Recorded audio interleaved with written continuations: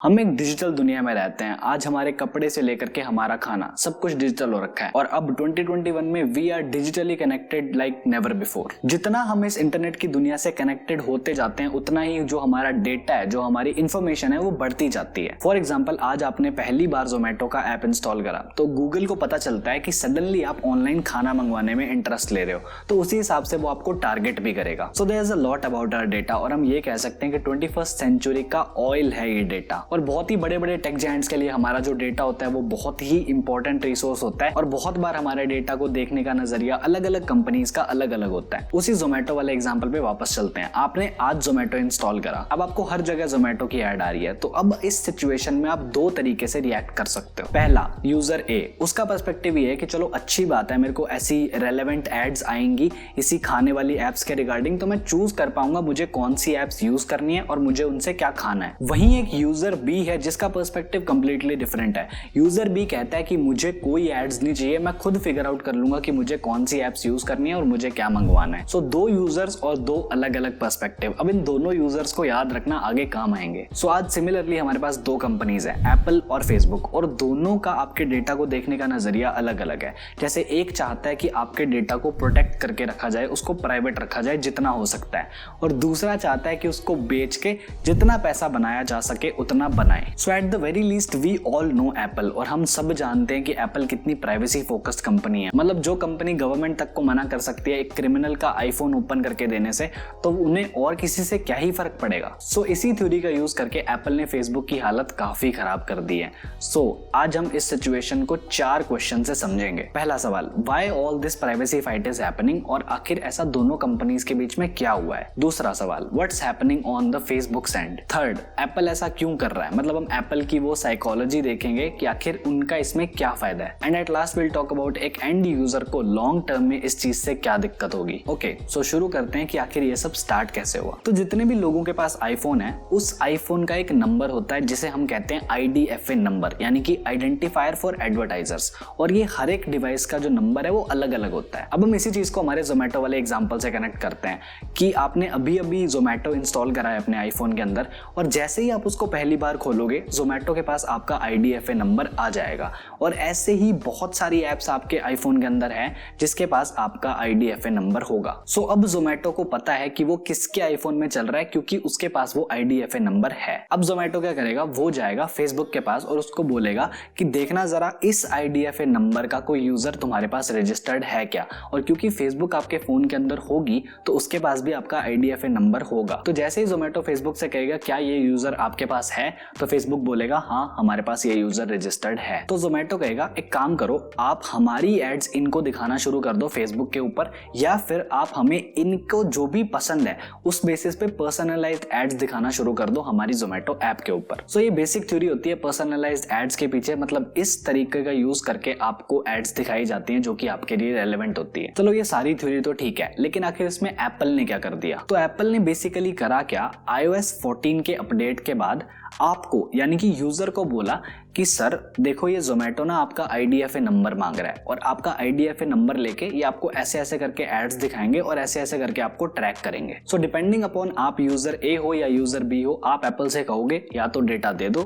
या फिर डेटा मत दो, और जैसा आप एप्पल से कहोगे एप्पल वैसा कर देगा। तो अगर तो आप हो यूजर ए तो सब कुछ आपके लिए बिल्कुल ऐसे ही काम करेगा जैसा हमने डिस्कस किया है। जोमेटो आपका IDFA नंबर ले लेगा और उसके बाद आपको पर्सनलाइज्ड एड्स आएंगी। पर अगर आप हो यूजर बी और आपने एप्पल से कहा कि नहीं मैं कोई भी पर्सनलाइज्ड एड्स नहीं चाहता, मुझे नहीं चाहिए कोई रेलेवेंट एड, मुझे नहीं चाहिए कोई भी ट्रैकिंग, तो एप्पल उसको IDFA नंबर नहीं देगा। और अगर एप्पल ने जोमेटो को IDFA नंबर नहीं दिया तो जोमेटो फेसबुक को क्या बोलेगा कि किसे ट्रैक करो, उसे पता ही नहीं है किसके आईफोन में उसे एड दिखानी है, तो फिर आपको पर्सनलाइज्ड एड्स नहीं आएंगी। याद रखना, पर्सनलाइज्ड एड्स नहीं आएंगी, एड्स आएंगी लेकिन रेलेवेंट नहीं होगी, वो इररेलेवेंट होगी। तो ये तो थी ऑन एंड ऑन कहानी कि दोनों कंपनीज के बीच में चल क्या रहा है। अब फेसबुक को आखिर इतनी प्रॉब्लम क्यों हो रही है, तो जरा एक चीज पे नजर डालते हैं। एक बार फेसबुक मैसेंजर आपसे कितना डेटा लेता है और एक ओपन सोर्स ऐप जैसे कि सिग्नल, उसको देखते हैं वो आपसे कितना डेटा लेती है। तो अगर सिग्नल को आप अपने फोन में डालोगे तो वो आपसे फोन नंबर लेती है, बस मतलब ऑब्वियस है फोन नंबर तो लेगी ही, तो बस इतना ही बहुत है। लेकिन वही अगर बात करें फेसबुक मैसेंजर की, तो ये काउंट करना ज्यादा आसान है कि वो कौन सा डेटा नहीं लेता। फेसबुक मैसेंजर आपसे आपका physical address, email, name, phone number, user ID, device ID, purchase history, financial information, contacts, photos और videos, game play content, search history, browsing data, product info, precise और कोर्स लोकेशन और भी बहुत कुछ। और ये सारी चीजें लोगों को इस iOS अपडेट के बाद पता चली है। मतलब हम और आप जैसे लोग जो जनरली इस एरिया में रहते हैं उन्हें तो चलो पता होता है कि ट्रैक हो रहे हैं, बाकी नॉर्मल यूजर्स ज्यादा ध्यान नहीं देते, लेकिन उन्हें भी अब पता लगने लग गया इस अपडेट के बाद। सो यहाँ पे एप्पल ने सोचा कि एटलीस्ट लोगों को पता होना चाहिए कि कब उनका डेटा लिया जा रहा है और उससे क्या करा जाएगा। सो एप्पल ने क्या करा, iOS 14.5 के अपडेट में एक फीचर निकाला, ऐप ट्रैकिंग ट्रांसपेरेंसी। ये बेसिकली करता वही है, आपसे परमिशन मांगता है कि क्या इस ऐप को आपको ट्रैक करने दूं या ना दूं। हर बार जब भी आप किसी ऐप को पहली बार ओपन करोगे तो ये आपसे पूछेगा कि अलाउ करना है या नहीं करना। सो अब अगर आपको पर्सनलाइज्ड एड्स देखना पसंद है तो आप अलाउ कर सकते हो, और अगर आपको नहीं है तो ऑब्वियसली आप मना कर सकते हो। एप्पल के सॉफ्टवेयर इंजीनियरिंग डिपार्टमेंट के वाइस प्रेसिडेंट क्रेग फेडरिकी, उनका वॉल स्ट्रीट जर्नल के साथ एक इंटरव्यू आया था, उसमें उन्होंने इस चीज के बारे में बात करी थी। थोड़ा सा सुन के देखते हैं। You know, every website usually telling you that they're going to track you with a big blue accept button and no real choice at all. We had to make it a meaningful choice, and we had to make it a clear choice and one that had effect, and that I think is in deep contrast to most of what you see on the internet. और ये चीज काफी logical है। अगर आपको सिर्फ accept button दिया जा रहा है तो फिर उसका सेंस ही क्या बनता है, इसलिए एप्पल ने उसके अंदर अपना सॉल्यूशन डाल दिया। अब हम हमारे सेकंड सेक्शन पे मूव करते हैं कि ये सारी स्टोरी थी एप्पल के साइड की। अब जरा फेसबुक की भी सुनते हैं। फेसबुक का सारा बिजनेस मॉडल ही पर्सनलाइज्ड एड्स पे चलता है, और अगर एप्पल उस चीज को बंद कर देगा, मतलब लेट्स बी ऑनेस्ट, कोई भी नहीं चाहता कि वो ट्रैक हो, तो ऑलमोस्ट सभी लोग उसे बंद ही करेंगे। और फेसबुक इस चीज के बारे में जानता है, इसलिए उन्होंने एक साइड रूट चुना। इस चीज के बारे में हमने हमारे 4th NNS के एपिसोड में बात भी करी थी। लास्ट ईयर दिसंबर में फेसबुक ने एक पेज का आर्टिकल निकाला था बहुत ही बड़े बड़े न्यूज़पेपर्स में, जैसे कि wall street journal, Washington post, the New York times. इसके अंदर उन्होंने एक आर्टिकल निकाला था एप्पल के खिलाफ, और उस आर्टिकल की हेडलाइन थी, we are standing up to Apple for small businesses everywhere. उसमें फेसबुक ने ये एक्सप्लेन करा था कि पर्सनलाइज्ड एड्स को अगर आप बंद कर दोगे तो बड़ी बड़ी कंपनीज को तो चलो फर्क पड़ेगा ही, लेकिन क्योंकि वो बहुत बड़ी है तो चलो हम मैनेज कर लेंगे, लेकिन जो छोटे छोटे बिजनेसेस हैं जो फेसबुक का यूज करके ग्रो करते हैं उन्हें बहुत प्रॉब्लम होगी, उनके लिए उनका बिजनेस ग्रो करना और मुश्किल हो जाएगा। उसके बाद इस चीज के जवाब में एप्पल ने बहुत ही सेफ गेम खेली। एप्पल ने कहा कि हमने ट्रैकिंग बंद थोड़ी ना करी है, हमने तो यूजर को कहा है कि भाई आप चूज कर लो कि क्या करना चाहते हो। और अगर फेसबुक को इस चीज से दिक्कत है, इसका मतलब फेसबुक को अपने कस्टमर्स पे भरोसा ही नहीं है कि लोग उन्हें डेटा देने को तैयार हैं। इसका मतलब पक्का लोगों को भी फेसबुक पे भरोसा नहीं है, क्योंकि फेसबुक का डेटा के मामले में पास बहुत ही क्रीपी रहा है। And here comes the fun part, Facebook जितनी बार एप्पल को क्रिटिसाइज कर रहा है इस चीज के लिए, उतनी बार वो खुद का पर्दाफाश कर रहा है। क्योंकि अगर आप एप्पल को इस अच्छी चीज के लिए क्रिटिसाइज कर रहे हो, इसका मतलब आप ये कहना चाहते हो कि फेसबुक का जो free to use our app and will take a hell lot of your data वाला मॉडल है, वो तभी काम कर सकता है जब आप यूजर से उसका चूज करने का राइट छीन लेते हो। तो फेसबुक की साइड कुछ ज्यादा बड़ी नहीं है, वो लोग बस रो रहे हैं। अब हम हमारे थर्ड सेक्शन पे मूव करते हैं कि आखिर एप्पल का क्या फायदा है। अब एक्चुअल में देखने में ऐसे लगता है कि सबसे ज्यादा फायदा यूजर का है। हाँ, मतलब यूजर का तो है ही, लेकिन एप्पल अपने पर्सनल बेनिफिट के बिना कुछ कर ही नहीं सकता। वैसे तो मैं हमेशा ही बोलता हूँ कि एप्पल का जो पर्सपेक्टिव होता है वो सोच पाना काफी मुश्किल होता है, और मैं भी कोई एप्पल एक्सपर्ट नहीं हूँ, मुझे भी जितना समझ आया है मैं उतना समझाने की कोशिश करता हूँ। सबसे पहले ये चीज कि कम से कम और कुछ ना सही, लेकिन एप्पल की जो ब्रांड इमेज है वो काफी अच्छी हो जाएगी अपने यूजर्स के बीच में भी और कंपनी वाइज भी। इसका एक दूसरा मेजर बेनिफिट भी है, अगर कोई फ्री ऐप फेसबुक को डेटा नहीं बेचेगी और आपको एड्स नहीं दिखाएगी तो फिर वो पैसा कैसे कमाएगी। अब रैंडम एड्स देने पे तो पैसा वेस्ट होगा, क्योंकि वो तो लोगों को बिल्कुल सेंसलेस लगेगी, उस पे तो पैसे खर्च करने का कुछ खास सेंस बनता नहीं है।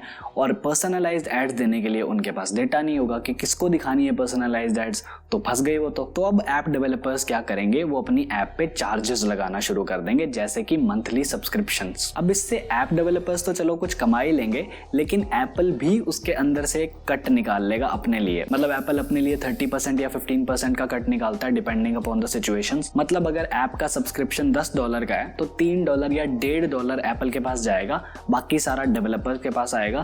तो लॉन्ग टर्म में अगर एप्स पेड हो जाती हैं तो एप्पल को तो बेनिफिट ही है ना। अब लास्ट सेक्शन पे मूव करते हैं, एंड यूजर के पर्सपेक्टिव पे नजर डालते हैं। तो अगर तो आप हो यूजर ए तो उसके लिए कुछ नहीं बदलेगा, उसके लिए बिल्कुल वही सेम पर्सनलाइज्ड एड्स, बिल्कुल सब कुछ वैसा ही रहेगा। पर जो यूजर बी के साथ होगा वो देखते हैं, क्योंकि वो काफी इंटरेस्टिंग है। उसके सामने एड्स अभी भी आएंगी, ऐसा नहीं है कि एड्स नहीं आएंगी, लेकिन अब जो एड्स आएंगी वो इररेलेवेंट होगी, वो बिल्कुल नॉनसेंस होगी उसके लिए। अब इंडिया में तो एड्स इतनी ज्यादा नहीं चलती है, लेकिन बाहर जो लोग हैं वो रेलेवेंट एड्स के ऊपर पैसा लगाते हैं, मतलब लोग चीजें खरीदते हैं अगर उन्हें एड आती है तो अब उनके सामने इररेलेवेंट एड्स आएंगी जो कि और ज्यादा अनोइंग होगी। मतलब अगर किसी चीज में इंटरेस्ट नहीं है तो और ज्यादा दिमाग खराब ही होगा ना उसको देख देख के। तो अब ऐसे लोगों के पास दो ऑप्शन है, पहला कि आप अपनी प्राइवेसी बचा लो और फिर आपको इररेलेवेंट एड्स आएंगी, या फिर दूसरा कि आप प्राइवेसी के मारो गोली और रेलेवेंट एड्स ले लो सो दैट कि उनको देख के एटलीस्ट आप तंग नहीं होगे। सो चॉइस अब एंड यूजर पे आती है कि वो किसे जिताएगा। बाकी शुरू में मोस्ट ऑफ द यूजर्स अपनी ट्रैकिंग को बंद कर देंगे,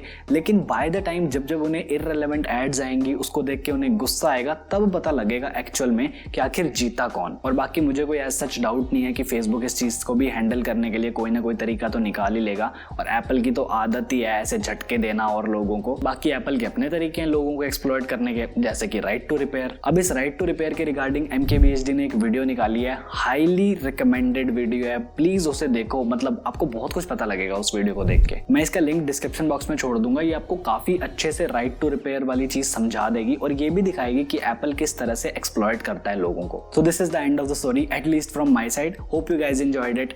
thank you so much for watching. I am Devanshu and I am on leave. Till the next one, bye bye.